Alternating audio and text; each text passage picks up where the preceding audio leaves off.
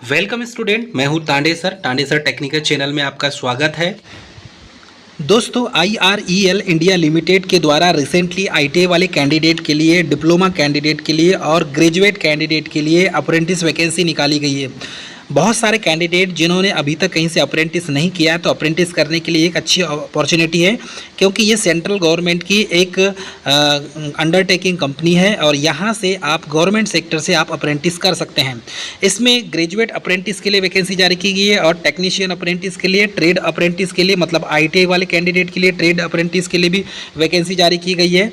ITI के लिए, ठीक है, ट्रेड अप्रेंटिस के लिए HR में भी वैकेंसी जारी की गई और ग्रेजुएट अप्रेंटिस में BTech BE वालों के लिए वैकेंसी जारी की गई है और टेक्नीशियन अप्रेंटिस में डिप्लोमा वाले कैंडिडेट के लिए वैकेंसी जारी की गई है। तो डियर कैंडिडेट, चलिए इसकी पूरी इन्फॉर्मेशन डिटेल हम देखेंगे।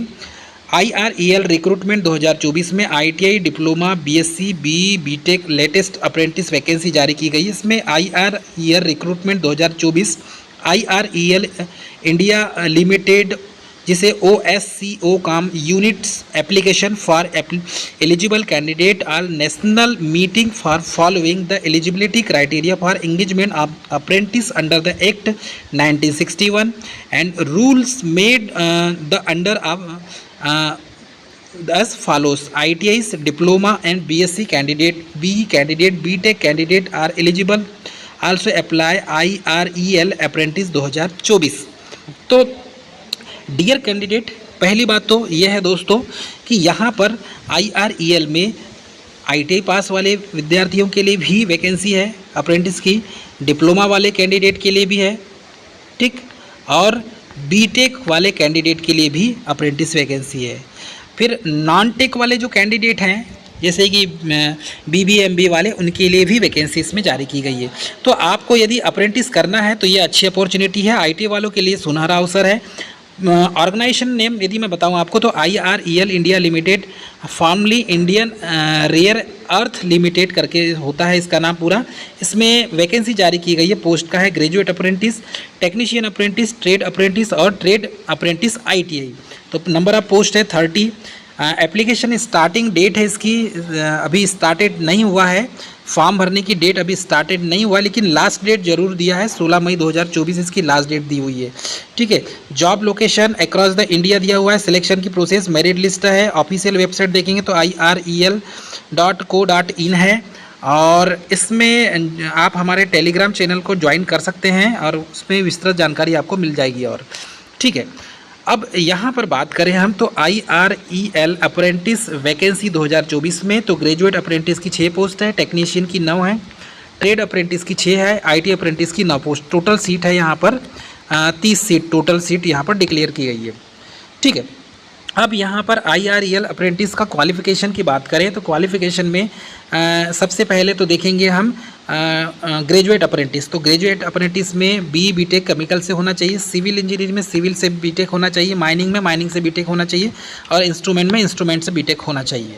वैसे ही टेक्नीशियन अप्रेंटिस की बात करें तो टेक्नीशियन अप्रेंटिस में भी केमिकल से डिप्लोमा होना चाहिए, सिविल से डिप्लोमा होना चाहिए, मैकेनिकल इंजीनियरिंग मैकेनिक से डिप्लोमा होना चाहिए, माइनिंग में माइनिंग से डिप्लोमा होना चाहिए, इंस्ट्रूमेंट में इंस्ट्रूमेंट से डिप्लोमा होना चाहिए। वैसे ही ट्रेड अप्रेंटिस में एग्जीक्यूटिव HR के लिए HR MBA होना चाहिए, फाइनेंसिंग के लिए CA होना चाहिए, ठीक है, और लेब असिस्टेंट केमिकल प्लांट के लिए तो BSc केमिस्ट्री से होना चाहिए ITI लेब असिस्टेंट के लिए, ठीक है। वैसे ही हम बात करेंगे ट्रेड अप्रेंटिस ITI के लिए। तो ट्रेड अप्रेंटिस ITI में प्लम्बर के लिए ITI होना चाहिए, प्लम्बर से, फीटर ट्रेड के लिए फीटर से ITI होना चाहिए, पेंटर से ITI होना चाहिए और इलेक्ट्रीशियन में इलेक्ट्रीशियन ट्रेड से ITI पास होना चाहिए। एज लिमिट का क्राइटेरिया यदि देखें तो 18 साल और मैक्सिमम है इसमें एज लिमिट है 25 साल, ठीक है। सिलेक्शन की प्रोसेस, IREL के द्वारा सिलेक्शन की प्रोसेस की बात करें हम तो IREL apprentice application process, selection की प्रोसेस है द सिलेक्टेड प्रोसेस फॉर एबो the mention post is based on merit list, academic qualification and document verification. मतलब तीनों फॉर्मेट देखा जाएगा, लेकिन मेरिट लिस्ट जो है वही देखा जाता है, मतलब आपके परसेंटेज के आधार पर सिलेक्शन किया जाता है। एप्लीकेशन की प्रोसेस जो है, गो टू ऑफिशियल वेबसाइट आपको जाना चाहिए IREL.co.in पर, फिर क्लिक द कैरियर सेक्शन में जाना है, अप्रेंटिसशिप का जो वैकेंसी होगी इसको आपको फिल करना है। Read the notification carefully, go to the apprenticeshipiindia.gov.in.org पर जाना है और MHRDNATSK.gov.in पर जाना है। तो ये हो जाएगा ITI के लिए और ये हो जाएगा BTech डिग्री के लिए, ठीक है, डिग्री और पॉली के लिए। तो पॉली वालों का रजिस्ट्रेशन यहाँ से होगा, इस साइट से होगा, और ITI वालों का इस साइट से रजिस्ट्रेशन होगा। ये थोड़ा सा याद रखेंगे, ठीक है। Fill the online application form, submit take the copy of filled form, send the application through the prescribed mode. तो जो आप एप्लीकेशन भरेंगे वो आपको भेजना पड़ेगा। इस तरीके से आप फॉर्म अप्लाई करेंगे।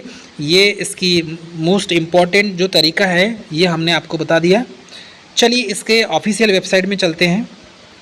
दोस्तों ये NAPS का ऑफिशियल वेबसाइट है, जहां पर apprenticeship.india.gov.in पर आप जाकर सबसे पहले ITI वाले कैंडिडेट इसमें रजिस्ट्रेशन करेंगे, उसके बाद ही फॉर्म अप्लाई करेंगे। तो ऐसे कैंडिडेट जो ITI से अप्रेंटिस का फॉर्म डालेंगे तो ITI पास कैंडिडेट ही इस साइट पर सबसे पहले रजिस्ट्रेशन करेंगे और रजिस्ट्रेशन करने के बाद ही फॉर्म अप्लाई करेंगे।